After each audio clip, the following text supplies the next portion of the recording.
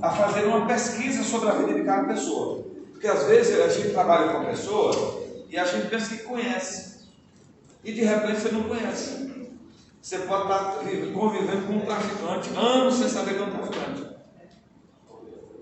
Então você precisa agora procurar identificar, o segundo ponto é identificar o perfil dessa pessoa. Qual é o perfil dela? Ele é um jovem de 20 anos, é solteiro, é estudante. Vou dar um exemplo de um rapaz que nós recebemos agora lá, no ano passado. O que consta no perfil da pessoa? A ideia do que eu posso fazer com um cara desse. Por exemplo, um cara desse, que Palmas tem muita gente de fora estudando ali, muitos jovens. Esses caras vivem de miojo, entendeu? Cancerígena maior que eles têm para comer. Então o que você tem que fazer?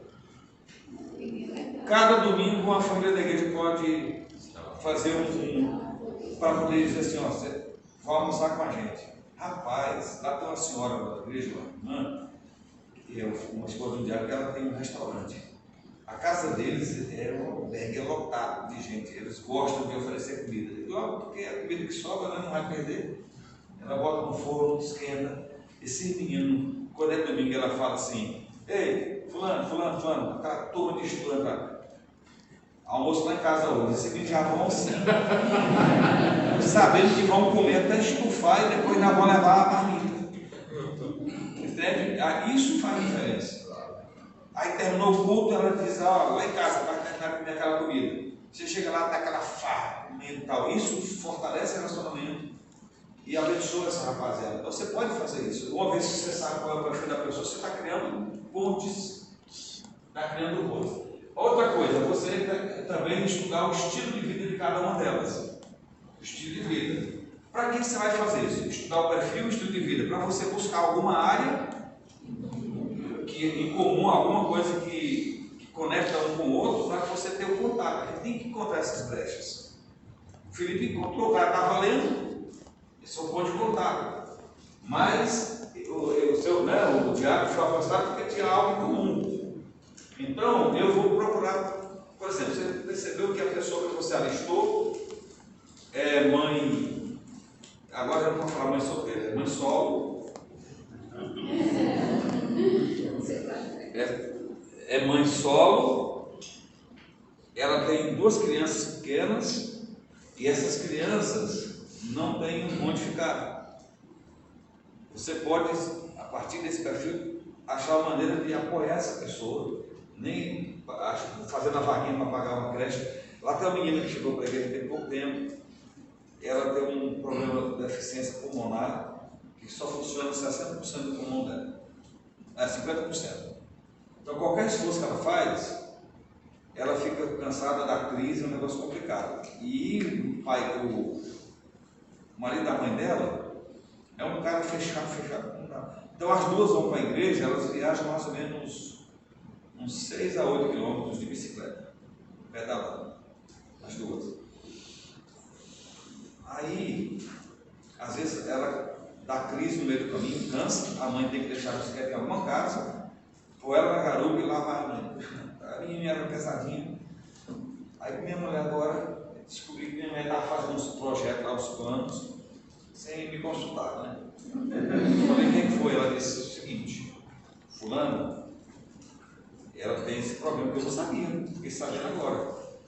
E ela, às vezes, elas são assíduas na igreja, ela minha toca lá. E aí nós estamos procurando a maneira de ajudar a fulano, a menina. Você já tem a relação, você tem mais ou menos o perfil de cada pessoa, começa a orar nominalmente. Sabe o que significa? Orar um por um. Se possível, eu sei que jejum é um negócio complicado para nós, né? Mas se possível, com jejum e oração. Tá? Começa a dar nome. Você vai perceber que seu tempo de oração vai aumentar. Quando você começar a orar por cada uma das pessoas que você alistou. Então, agora essa intercessão intercedendo para que Deus vai preparando o coração dessa pessoa, a fim que você possa se conectar com ela. Quarto passo: estabeleça passos práticos para construir um verdadeiro relacionamento que lhe possibilite compartilhar o Evangelho. Você vai ganhar o direito de falar, de ser ouvido, quando você começar a construir alguns dar alguns passos práticos para você construir um verdadeiro relacionamento. Porque as pessoas não podem desconfiar que nosso único interesse por elas é trazê-las para a igreja. Ela precisa confiar que você realmente está interessado na vida dela. Então você vai começar a criar alguns passos práticos. Para isso. Por exemplo, eu fui lá levar o carneiro para o cara, vou levar outro, mas não vou chamar ele para a igreja não. Para ele não desconfiar. Eu só quero quebrar a barreira e começar a conversar. Correto, orar para que Deus crie essa oportunidade. Então, sempre que passos práticos são esses? Sei lá, convida o cara para o seu aniversário, ou um amigo seu, entendeu? Para participar do seu aniversário. Chama o cara para tomar um café despretensiosamente. Hoje está fácil de oferecer um café, até homem, né? Compra um pão de queijo congelado, bota lá e faz. 20 minutos. Você oferece um cafezinho. Você tem que começar a dar alguns passos práticos nessa direção. Depois disso, você está aqui nessa parte do passo prático aqui, já estão na fase da associação, lembra? Lá do texto. Passo 5. Agora que você já está convivendo com a pessoa um pouco mais, ainda que sendo uma vez a cada 15 dias e tal, aí você vai oferecer para ele uma literatura. Você pode oferecer o Evangelho de João inicialmente. Eu aqui te dar esse livro de presente. Espero que você goste de leitura. Aqui, bem no começo, tem aqui algumas orientações de como usar o material. Faça uma boa dedicatória e ofereça. Correto? E aí você vai oferecer uma literatura evangelística para descobrir se essa pessoa tem interesse sobre o assunto ou não. E você conversa com a pessoa que você alistou sobre o conteúdo do material. Ou seja, a ideia não é só dar a literatura, é procurar conversar. Vamos conversar sobre isso. E aí você vai explicando capítulo por capítulo, à medida que você puder fazer isso. E por fim, uma vez que você leu a literatura, uma porta vai se abrindo mais ainda, então você compartilha o plano de salvação. E o plano de salvação está aqui. Olha, isso aqui que eu estou usando não é meu não, tá? Eu pego o pastor e entrega para quem precisar. O plano de salvação está aqui. É um guia de estudo para grupo, para individualmente você trabalhar com alguém ou você fazer um pequeno grupo de estudo. O tema desse guia de estudo é a grande esperança, o plano de Deus para a vida eterna. E na introdução, esse branco aqui, ó, são dois materiais que você recebeu aqui, certo? Esse aqui é o guia do evangelizador, é o mesmo conteúdo dele, só que esse aqui tem a colinha do auxílio. Tem o auxílio. A resposta aqui ela não foi colocada exaustivamente, só foi um fiapinho para você entender o que está querendo, que é para você poder colocar a sua própria argumentação. Entendeu? E aí, nesse aqui, você também tem um passo a passo de como você organizar uma equipe para fazer um grupo evangelístico para caminhar durante 6 semanas e como você liderar uma reunião de um pequeno grupo evangelístico. Está tudo aqui. Então, esse aqui é o do não crente. Você vai depois convidá-lo para fazer parte de um grupo de evangelismo ou então de um encontro com você. Eu vou aprofundar um pouco mais aqui na frente antes da gente concluir.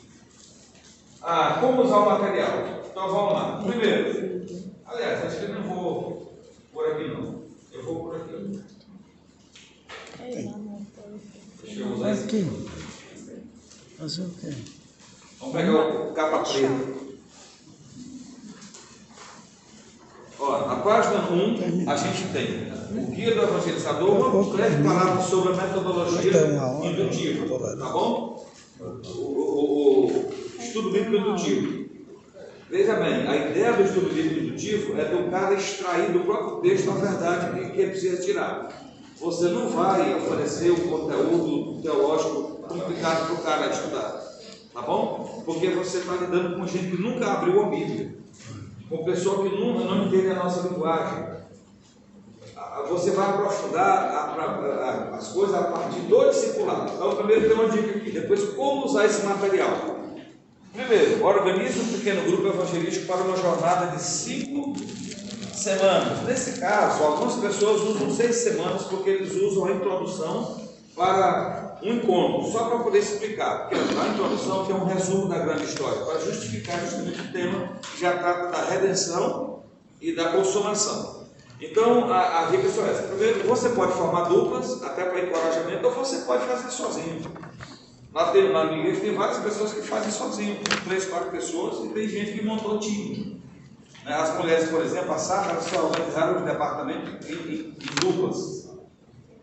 Então, a cada 2 mulheres, elas realizam encontro com outras, durante 6 semanas. Número 1, esse material pode ser estudado individualmente ou em grupo, porém queremos desafiá-la a convidar uma ou mais pessoas, membros da igreja, para formar uma pequena equipe de evangelização em grupo. A ideia é de um treinar o outro que sabe menos, enquanto trabalha com o evangelismo. 2, cada integrante da equipe deve estabelecer seu alvo evangelístico conforme a seguinte orientação. Já está esclarecido aqui no cartão. A orientação é essa do cartão aqui, tá?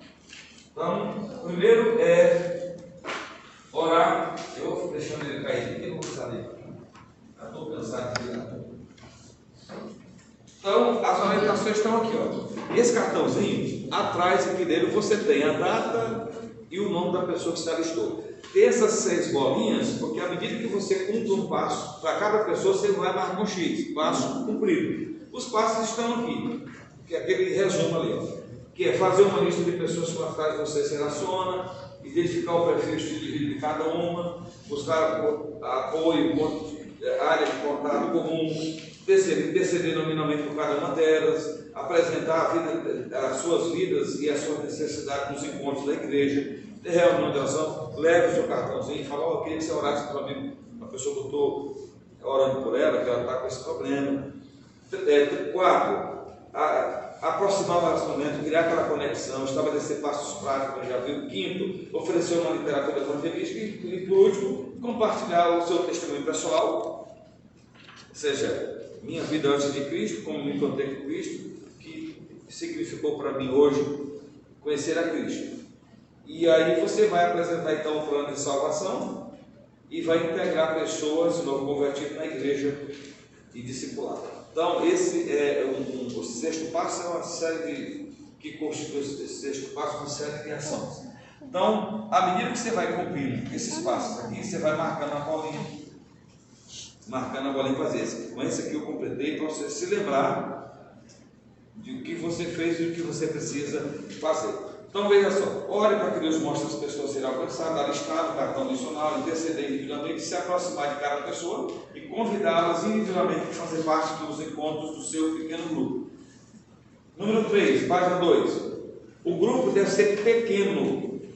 E esse aqui já está grande, ó, em torno de 8 a 10 pessoas. A 12 pessoas, para que haja uma melhor participação de todos e um melhor aproveitamento e aplicação do aprendizado. Pensando aqui num grupo, numa equipe formada por membros da igreja, de 3 pessoas, e cada um tiver mais 2 ou 3 pessoas, a gente vai ter um grupo de aproximadamente 8 a 12 pessoas. Já é complicado você compartilhar tudo. Por quê? Porque todo mundo precisa participar e às vezes o tempo é curto para isso. 4. Com o grupo formado, o líder ele deve estabelecer em comum acordo com a equipe e as pessoas que aceitaram o convite para participar do grupo, ele deve acertar o dia, o horário e o local onde os encontros vão acontecer. Então, tipo, olha, toda quarta-feira às 20 horas na minha casa. Toda quarta-feira às 20 horas na casa. Quem quer? Aí eu não pode ser na minha casa. Pode ser no local também, tá? Se ser em casa, não. Lá na nossa igreja, muitos grupos se reúnem nas dependências da igreja. Você chega lá, todo mundo está sentado lá, em círculo, estudando. 5, entregar para cada participante um exemplar do guia de estudos, a grande esperança, que é esse aqui, que é o plano de Deus para a eternidade. Uma Bíblia, você pode dar uma Bíblia ou pode dar o Evangelho segundo João. Nesse primeiro momento, o Evangelho de João ele é suficiente como texto bíblico para você responder aqui. Não é que ele vai começar a responder ao guia de estudo, não. Isso aqui fica para depois. Isso aqui já é acompanhamento, já é depois que você apresentou o plano de salvação. A cerimônia. Isso aí vem antes do esse aqui é o primeiro passo. O Evangelho de João você vai usar como livro-texto, mas depois você vai seguir para o seguinte.